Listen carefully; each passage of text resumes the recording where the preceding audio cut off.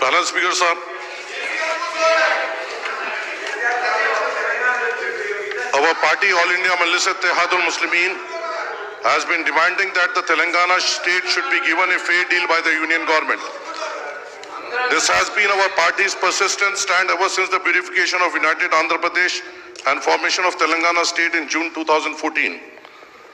I may recall that my party floor leader Janab Akbaruddin Owaisi Sahab has been raising his voice in this particular assembly against the injustice meted out to the Telangana state by the BJP, now NDA government, ever since the new state came into being. Participating in the discussion on the Governor Address State Budget Appropriation Bill and short discussion on various subjects, Janab Akbaruddin Owaisi Sahab has been demanding the union government to do justice to the state and implement all the assurances contained in the AP Reorganization Act.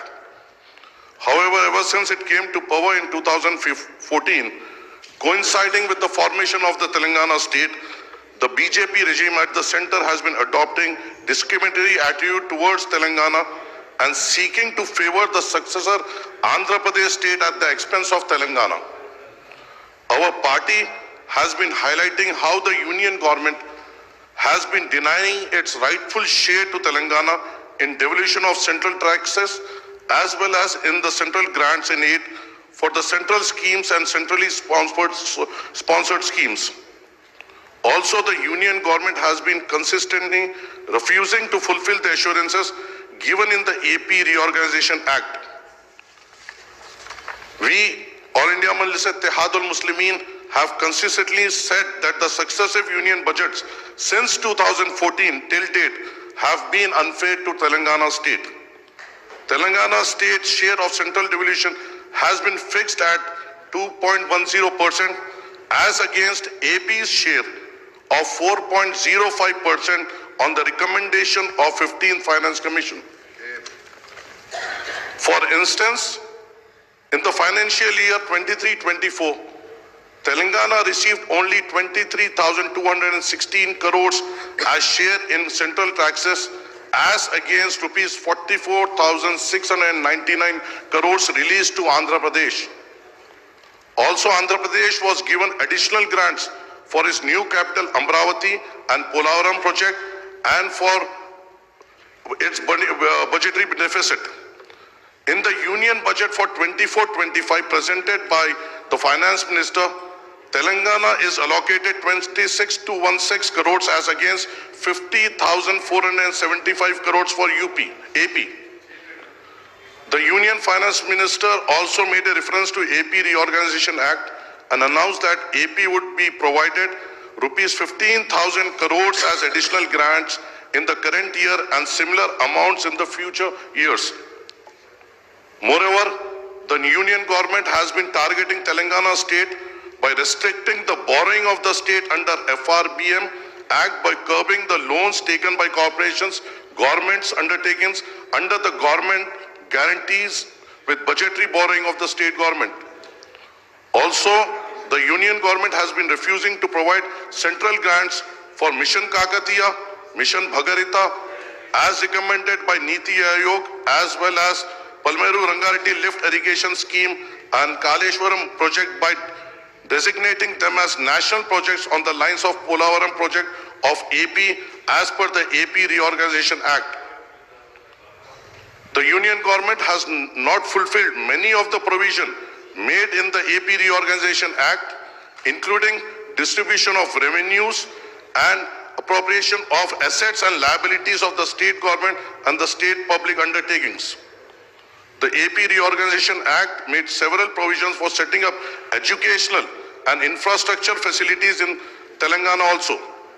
These provisions relate to the establishment of tribal university, setting up integrated steel plant at Bayaram, and integral coach factory at Khazipet, apart from improvement of road connectivity under NHAI and rail connectivity in the state. The union government has also refused to release the central grants for the development of backward districts in Telangana.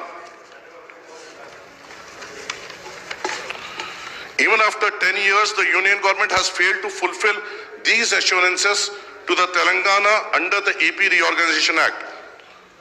On the other hand, the BJP government at the center has been making attempts to harm the interest of Telangana by seeking to privatize some coal blocks of Singareni colonies, pressurizing the state to privatize the nationalized bus routes operated by TSRTC, and also gaining control over all irrigation and hydel projects of Godavari and Krishna rivers. Telangana state has suffered a lot on account of the union government apathy in resolving the issues relating to sharing of Krishna waters between Telangana and AP under the Krishna River Water Dispute Tribunal Act. This has adversely affected the Palameru, Rangareddy and Dindi irrigation projects in the state. After the change of government in the state in December 2023, Revant Reddy Saab has met Prime Minister Narendra Modi, Union Home Minister Amit Shah and other union ministers to seek clearance for various state projects and schemes, as well as for their additional assistance to state, but in no win. I would like to demand once again that the Congress government in the state should implement all the 6 guarantees and the other promises made by the Congress manifesto by finding the resource of the same. इसका बहुत इंतजार है साहब, खास तौर से आप हमारे भी इलाके में आए थे, वहां पे भी इनका वादा हुआ था और वहां की भी आवाम इसके लिए इंतजार में है. Our party is opposed to privatization of power sectors, namely the Genco, Transco and 2 Discom in the name of entrusting the power bill collection to Adani Powers in old city of Hyderabad and so-called pilot project. We extend